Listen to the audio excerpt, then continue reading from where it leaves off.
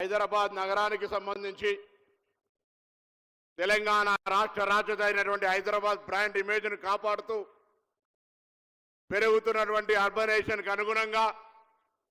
భవిష్యత్ తరాలకు ఒక ప్రణాళిక చేసుకొని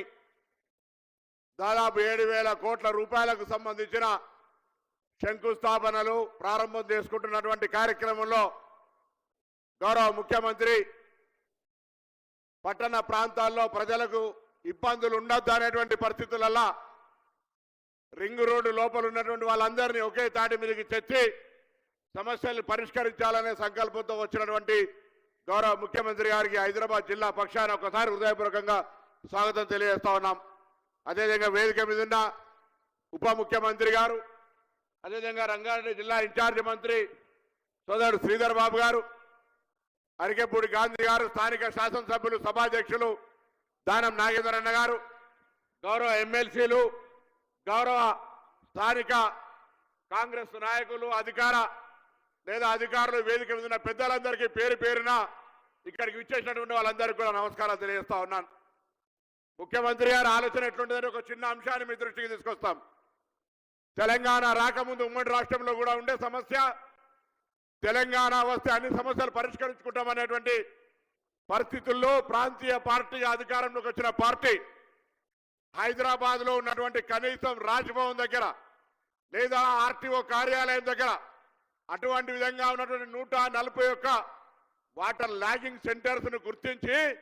వర్షం వస్తే బండ్లు జామ్ కావాల్సిందే తప్ప ఎన్నడూ వాటి పరిష్కారానికి ఆలోచన చేయనటువంటి పరిస్థితులలో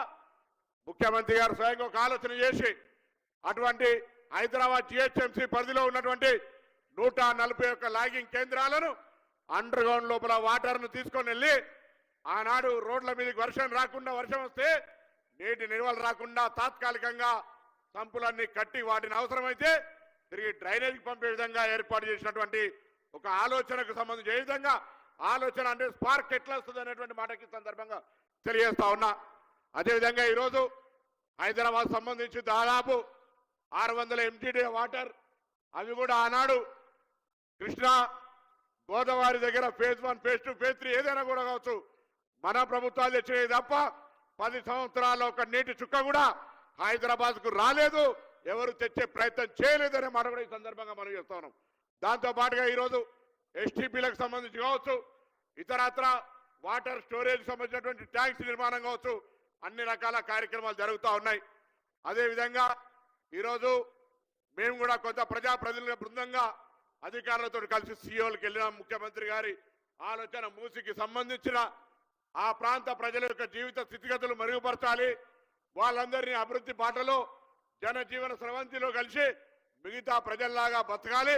మురుగు కంపల్లో ఎందుకు ఉండాలనే ఆలోచనతో ఒక కార్యక్రమం తీసుకుంటే గతంలో మాటలకే పరిమితమై మూసి అభివృద్ధికి కాంగ్రెస్ నుంచి పోయిన శాసనసభ్యులు చైర్మన్ చేసుకొని ప్రకటనలకే పరిమితమైతే ఈరోజు వ్యవస్థలో ప్రత్యక్షంగా అమలు చేసి చూపెట్టాలని ప్రయత్నం చేస్తే అనేకమైన అభ్యంతరాలు పెడతా ఉన్నారు. ఈరోజు వాటర్ ఉన్నటువంటి అది అమెరికాలో కావచ్చు, లేదా లండన్లోనో థేమ్స్ కావచ్చు, లేదా ఇంకెక్కడ ఉన్నా మన పక్కన గుజరాత్లో సబర్మతి కావచ్చు, అనేక జాగల్లా ఆ విధంగా అభివృద్ధి చెందింది. అదే అభివృద్ధి మూసి కూడా చేయాలని తలంపిస్తుంటే అనేక రకమైన అవాంతరాలు వస్తున్నాయి. కానీ నిజంగా కూడా భవిష్యత్తులో ఇలా బాపు ఘాట్ దాకా తీసుకునే కార్యక్రమం,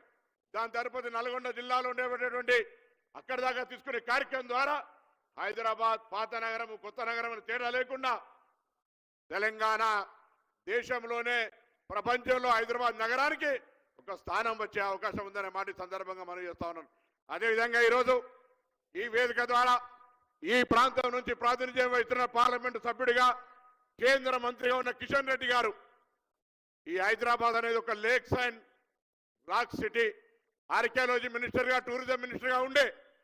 ఈ హైదరాబాద్ బ్రాండ్ ఇమేజ్ కు సంబంధించి హైదరాబాద్ సంబంధించి ఒక్క రూపాయి కూడా నిధులు తీసుకురాకుండా, రాష్ట్ర ప్రభుత్వం బడ్జెట్ లో నిధులు కేటాయించకుండా అనేక సందర్భాల్లో ప్రభుత్వం తరఫున విజ్ఞాపనలు ఇచ్చినా కూడా హైదరాబాద్ పైన నిర్లక్ష్యం జరుగుతూ రాజకీయపరమైన చర్యలకు ప్రభుత్వాన్ని విమర్శించడానికే పరిమితం అవుతా ఉన్నారు. ఇది వాస్తవాన్ని ప్రజలు గమనించాల్సిన అవసరం ఉంది. అదేవిధంగా హైదరాబాద్ సంబంధించి బ్రాండ్ ఇమేజ్ అంటే ఒక ఏదో మౌలిక సదుపాయాలే కాదు, ఈరోజు పట్టణ ప్రజలు ఢిల్లీలో ఏ విధమైన సమస్య ఎదుర్కొంటున్నారో అటువంటి సమస్య హైదరాబాద్కు రావద్దని ఒక ఈవీ పాలసీ తీసుకొచ్చి పరిమితమైన సంఖ్యలో కాదు 2026 డిసెంబర్ 31 దాకా హైదరాబాద్లో ఈవీ వెహికల్స్ అన్ని కూడా కొనుగోలు చేసే ఫ్రీ ట్యాక్స్, రోడ్ ట్యాక్స్, అదేవిధంగా రిజిస్ట్రేషన్ ట్యాక్స్ తీసేయడం జరిగింది. అంతేకాదు హైదరాబాద్ నగరంలో రవాణా శాఖ తరఫున ఆర్టీసీ తరఫున నడిచే అన్ని బస్సులను కూడా ఈవీ బస్సులుగా అసలు యాక్చువల్గా మ్యానుఫ్యాక్చర్ సప్లై చేస్తే ఇప్పటికే అమలు చేసేది ఉండే, కానీ మ్యానుఫ్యాక్చర్ సిబ్బంది ఉంది కాబట్టి దశల వారీగా హైదరాబాద్లో ముఖ్యమంత్రి గారి ఆలోచన మేరకు, రాష్ట్ర ప్రభుత్వం ఆలోచన మేరకు హైదరాబాద్ కాలుష్య రహితంగా ఇవాళ ఢిల్లీలో పాఠశాలలు బంద్ చేసుకునేటువంటి పరిస్థితి నుంచి మనమే రక్షించుకోవడానికి, పర్యావరణాన్ని రక్షించుకోవడానికి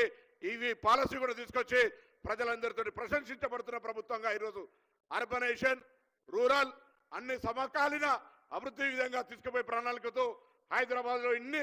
హైదరాబాద్ రంగారెడ్డి జిల్లాలో ఇన్ని పనులు శంకుస్థాపన చేస్తున్న మీకు మరొక్కసారి ఉదయపూర్వకంగా ధన్యవాదాలు. హైదరాబాద్ ప్రజలందరి పక్షాన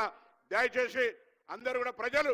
ఈ జరుగుతున్న వాస్తవాన్ని, అభివృద్ధి కళ్ళని కనబడుతున్నటువంటి క్షేత్రస్థాయిలో చర్చ చేసి ప్రభుత్వం చేస్తున్నటువంటి అంశాన్ని ప్రశంసించే విధంగా ఉండాలని కోరుకుంటూ అందరికీ నమస్కారం చెప్తూ సెలవు తీసుకుంటా ఉన్నాను. ధన్యవాదాలు సార్. గౌరవనీయులు డి శ్రీధర్ బాబు గారి సందేశం. Honourable minister for information technology, electronics and communications, industries and legislative affairs, ముఖ్యంగా రంగారెడ్డి జిల్లా ఇన్ఛార్జ్ మంత్రివర్యులు. అందరికీ నమస్కారం. ఈరోజు మున్సిపల్ అడ్మినిస్ట్రేషన్కు సంబంధించి